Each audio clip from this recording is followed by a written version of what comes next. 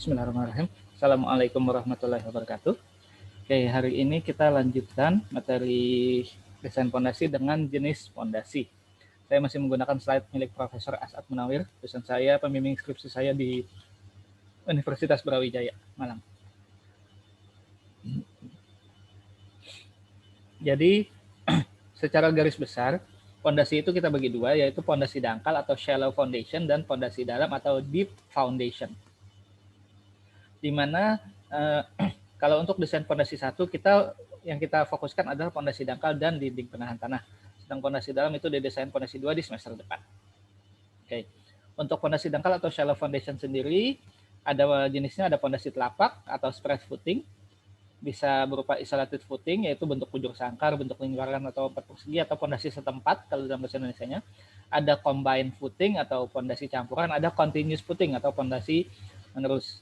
Kalau fondasi setempat itu ini kolom, satu kolom, fondasinya di bawah. Nah, itu fondasi setempat. Bentuknya bisa bujur sangkar, bisa lingkaran, bisa empat persegi. Tapi kalau fondasi menerus itu ini dinding sejalan ini, fondasinya sepanjang ini. Jadi fondasinya ngikut dinding. Kalau fondasi ngikut kolom itu isolated footing atau fondasi setempat. Tapi kalau fondasinya ikut dinding itu continuous footing atau fondasi menerus.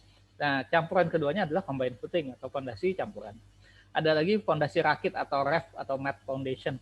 Itu adalah fondasinya seluas bangunan. Jadi misalnya bangunannya segini, ya fondasinya segitu full. Jadi kayak matras, makanya mat foundation kan. Jadi kayak matras beton, kita taruh bangunan di atasnya. Nah, kayak rakit. Itu adalah fondasi rakit atau ref foundation. Sedang fondasi dalam sendiri ada, atau di foundation ada fondasi tiang, pile foundation, ada fondasi semuran, well foundation, ada kaison foundation. Lebih jelasnya untuk fondasi dalam akan kita bahas di semester depan. Nah, klasifikasinya sendiri, jadi seperti ini. Nah, foundation, shallow, deep, spread footing, and mats. Kemudian ada pile, ada drill shaft, ada other types. Nah, di fondasi satu kita bicara shallow footing atau fondasi dangkal. Di mana bisa dilihat di gambar ini rumah. Ini yang abu-abu ini, 1, 2, 3, 4, 5, 6 ini adalah fondasi dangkalnya. Jadi kalau fondasi dangkal dia duduk di permukaan tanah dengan catatan antara boleh tanahnya sudah tanah keras atau bebannya ringan. Nah, kalau ref atau mat foundation ya seperti ini. Ini contoh yang abu-abunya menerus. Jadi seluas rumahnya seluas apa ya fondasinya seluas itu. Itu mat foundation. Nah, tapi kalau deep foundation maka di foundation itu masih shallow foundation. Bisa juga shallow foundation agak turun ke bawah, tapi dengan catatan selama D per B, yaitu D kedalaman dibagi B lebar, selama kedalaman dibagi lebar fondasinya masih kurang dari 4, maka masih kita kategorikan sebagai fondasi dangkal. Contohnya seperti gambar ini. Dia mungkin agak-agak nancep ke dalam, tapi sebenarnya karena bukan kedalaman siapa ya namanya? Iya ya, ketinggian ya atau kedalaman. Dalamnya fondasi dibagi lebar fondasi itu masih kurang dari 4, maka masih kita kategorikan sebagai shallow footing. Bisa juga seperti ini, rakitnya. Kalau tadi kan rakitnya di permukaan, ini rakitnya gede sekali, supaya dia nggak melengkung. Biasanya lebih dari 60 meter, 60 cm sih biasanya. Nah ini aplikasinya. Kalau low weight, weak soil, itu bisa pakai fondasi dangkal. Kalau large distributed weight, jadi kalau misalnya bangunannya ringan, tanahnya lemah, nggak apa-apa, mungkin masih sanggup dengan fondasi dangkal. Yang warna merah ini large distributed weight. Jadi apa namanya? Large distributed weight ini fondasi beban besar yang terdistribusi merata, duduk di atas batu yang lemah atau tanah yang seragam, itu masih bisa pakai fondasi dangkal. Atau di sini very large constructed weight tapi di atas strong rock. Jadi beban yang besar, beban konstruksi yang sangat besar, tapi tanahnya sangat keras, bisa pakai fondasi dangkal. Nah, itu di sini kasus-kasusnya. Nah, sekarang kembali ke jenis-jenis fondasi tadi. Nah, ini adalah batas tanah, property line ini batas tanah. Ini wall, dinding. Nah, ini adalah kolom, 1, 2, 3, 4, 5, 6, 7, 8, 9, 10, 11, 12, ini kolomnya. Kalau misalnya satu kolom,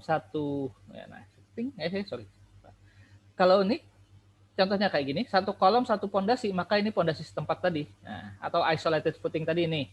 Terus ini masih masuk isolated footing, jadi 2 kolom duduk di satu pondasi masih isolated footing. Pondasi menerus yang ada di wall ini contohnya. Nah, ini continuous. Ini masih isolated footing. Nah, yang campuran tuh kayak gini. Jadi pada saat ada pondasi dia agak melebar, tapi terus setelah itu pas posisi dinding ini mengecil. Nah, ini adalah yang campuran tadi, combined footing tadi. Di situ. Nah, ini tampak atas dan tampak sampingnya.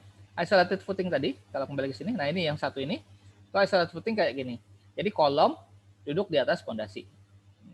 Kalau yang menurus tadi wall footing ya kayak gini. Jadi menurus saja dari situ. Kalau combine, nah seperti ini yang tadi. Bisa rectangular atau seperti ini strap up cantilever atau rectangularnya di sini. Nah, yang perlu diingat di sini adalah pondasi kita tidak boleh lewat dari property line. Bisa lihat di sini. Nah, masih ada jarak dengan property line. Jadi kalau bikin pondasi jangan pas di ujung kena batas tanah, itu bisa jadi masalah, terutama kalau terkait dengan bidang hukum di situ. Nah, ini gambarnya. Nah, macam-macam bentuk pondasi. Ini pondasi setempat isolated yang rectangular, ini square, ini circle, ini yang continuous di situ. Jadi ini pondasi setempat yang bujur sangkar, ini pondasi setempat yang persegi, ini pondasi setempat yang lingkaran, ini pondasi menurus. Nah, ini yang kombinasi-kombinasi tadi.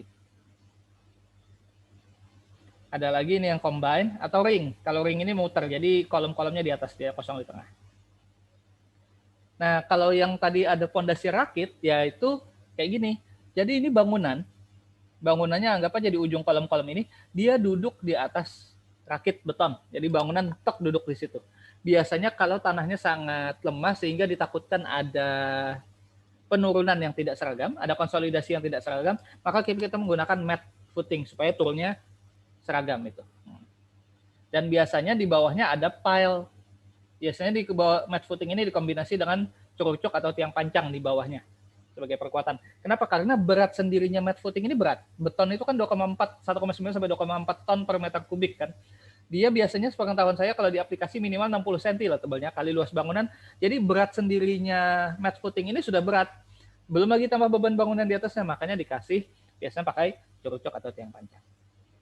Terus ini ada beberapa kasus, beberapa desain khusus. Ini pondasi cakar ayam yang sering kita dengar di Jakarta untuk railway. Bentuknya seperti ini. Nah, jadi bentuknya nih kayak gini, tek gitu, makanya kayak cakar ayam. 4. Nah, ini kalau dilihat tampak atas dia panjang menerus di situ. Kemudian untuk menghitung pondasi tadi apa yang kita perlukan? Maka nanti yang akan kita hitung adalah tegangan yang terjadi, bearing pressure, yaitu daya dukung tanahnya.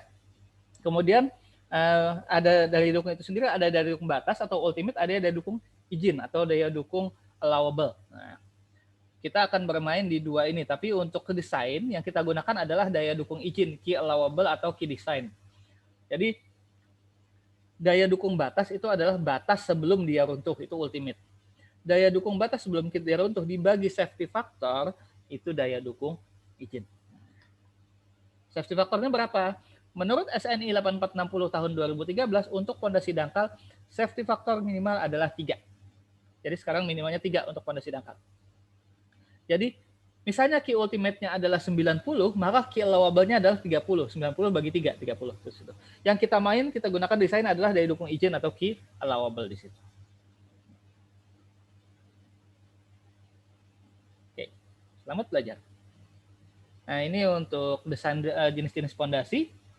Oke, untuk pertemuan ini cukup sekian. Jangan lupa tugasnya dicek. Terima kasih. Assalamualaikum warahmatullahi wabarakatuh.